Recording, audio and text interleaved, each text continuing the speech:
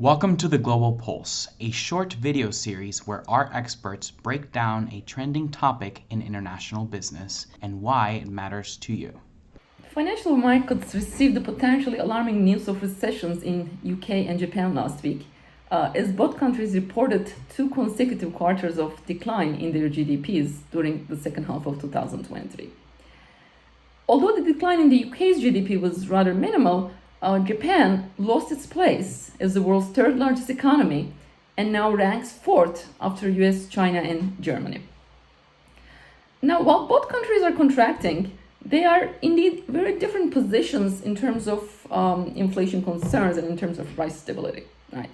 So UK is suffering from high inflation, which is about 4% and which stands roughly at twice the Bank of England's target of 2%, despite the economic slump we're seeing. And the central bank has been hiking the rates since the pandemic from a level of 0.1 to 5.25 recently. And as a result, the Bank of England has plenty of room to cut interest rates and to stimulate the economy once it decides that the inflation is finally under control. On the other hand, Japan is trying to emerge from decades of deflation, right? And it's been already running ultra-loose monetary policy for quite some time. The policy rate is negative. It is at negative 0.1%, and hence it leaves minimal room for Bank of Japan to maneuver to stimulate the economy. Now, Bank of Japan was expected to end this ultra-loose monetary policy this year and to move towards positive interest rates. However, the shrinking GDP numbers, right, and the contraction in the economy certainly makes it harder now for Bank of Japan to pivot towards monetary tightening. Still, since the decline in the GDP figures are quite small, small negative numbers rather than alarming numbers, and they are not accompanied by really unemployment, which is usually the bigger concerns in recessions, most market participants still expect Bank of Japan to end negative interest rates this year, maybe starting in March or April. Now, how severe are these recessions and should the US be concerned? IMF expects UK to grow at a small but positive rate of 0.6% in 2024 and Japan to grow at a rate of 0.9% similarly in 2024. Right, and if you look at also the unemployment numbers, we don't see sort of the high unemployment or concerning sort of numbers that we would see in the previous recessions. So as a result, most commentators agree that these recessions will be likely shallow and short-lived, and there's probably not much reason for US to be alarmed.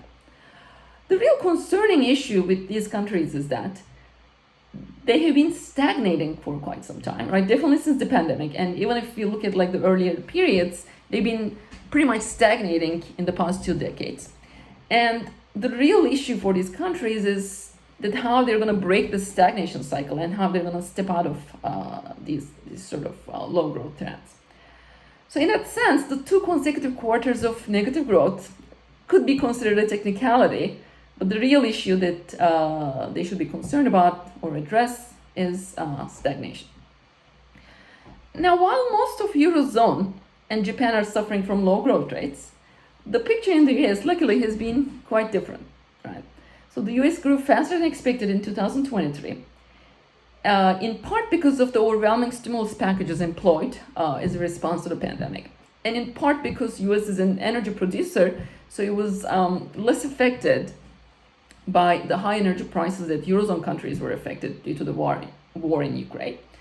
Hence, US did not suffer the similar fates with these countries, right? So it grew fast in 2023, close to about 3%, and in 2024 also, the expectations for growth are about 2%.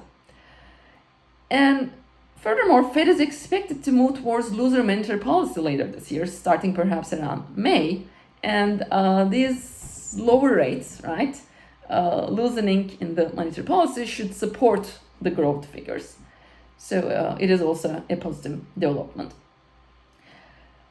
So overall, it seems when we compare the US situation with these countries, it seems despite the record high interest rates that we are seeing right now, and despite the fastest tightening cycle we have seen in decades, right?